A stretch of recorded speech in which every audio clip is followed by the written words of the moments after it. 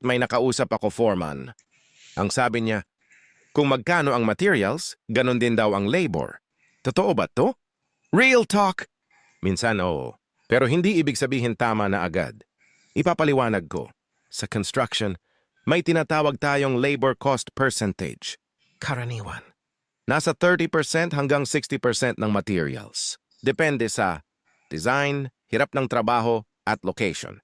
Ngayon, yung sinabing equal ang labor at materials, ibig sabihin 100% ang labor cost. Mataas yan, pero may mga pagkakataon na nangyayari yan.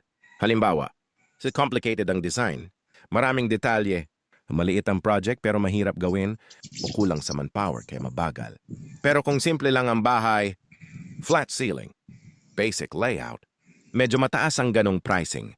Kaya ang tanong, tama ba o hindi agad mali, pero hindi rin agad tama? Kailangan mo i-check. Ano ba scope ng trabaho? Ano kasama sa labor? May finishing ba? May supervision ba?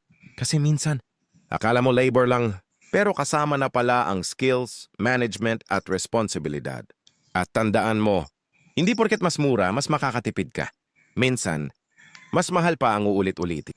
Ang presyo sa construction hindi lang base sa materyales, kundi sa hirap ng trabaho. Kung gusto mong matutunan ng tamang costing sa bahay, follow mo lang ako. Ang tamang bahay ay nagsisimula sa tamang kaalaman.